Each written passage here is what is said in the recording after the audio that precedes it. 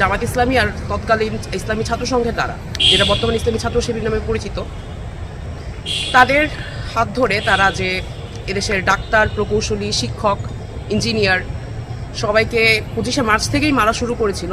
Specially 10 December থেকে 14 December পিরিয়ডটাতে তারা target করে করে হিটলিস্ট বানিয়ে তাদেরকে পুরোপুরি খতম করে দিয়েছে। এই কারণে আমরা আমাদের তৎকালীন গণবুদ্ধিজীবী শহীদুল্লাহ কাউসার এর মতো মানুষদেরকে হারিয়েছি, যারা দেশের জনগণের কথা বলতো, যারা এদেশের মানুষের মুক্তির কথা বলতো। তারই ধারাবাহিকতায় আমরা দেখতে পাচ্ছি যে স্বাধীনতার পরেও তাদের মতো মানুষজন এখানে এখনো গড়ে ওঠেনি। এখন আসি তৎকালীন ইসলামী ছাত্র সংঘের ভূমিকায়। ইসলামী ছাত্র সংঘের বর্তমান যে উত্তরসূরি ইসলামী ছাত্র শিবির, তারা এখন প্রায় প্রত্যেকটা বিশ্ববিদ্যালয়ের ছাত্র সংসদ নির্বাচনে জয়ী হয়েছেন।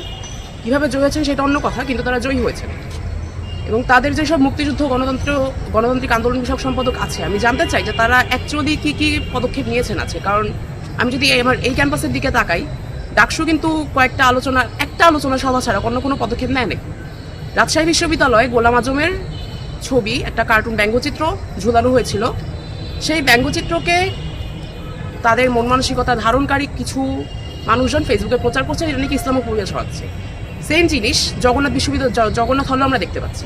জগন্নাথ হলের শিক্ষার্থীরা যখন রাজাকারদের ছবি রাস্তায় আঁকালো, তারপর আমরা কি দেখতে পেলাম, ফেসবুকে এটার একটা প্রোপাগান্ডা শুরু হয়ে গেছে। কিরকম প্রোপাগান্ডা? যে দাড়ি টুপি থাকলে তারা মুসলমান, মুসলমানদের পালানো হচ্ছে, মুসলমানদের অবমাননা করা হচ্ছে, এটা ইসলামোফোবিয়া।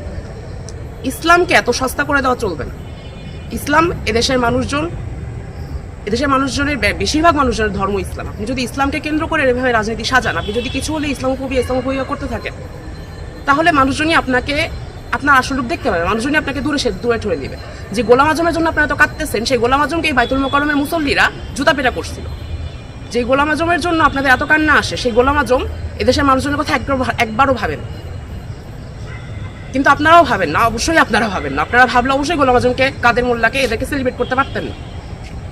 এই ধারাবাহিকতা আমরা দেখতে পাচ্ছি যে বিশ্ববিদ্যালয়ের প্রশাসন এখানে খুবই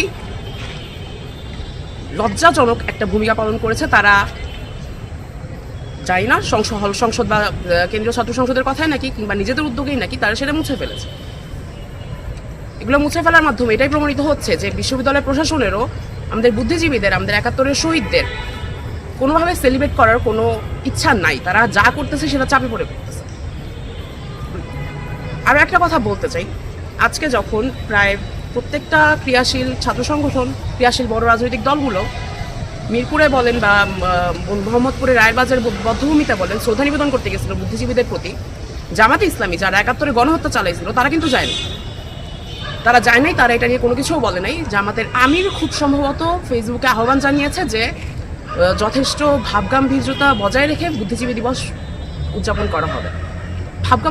ভাবগাম্ভীর্যতাটা কি? চুপ করে থাকা এটাকে ভাবগাম্ভীর্য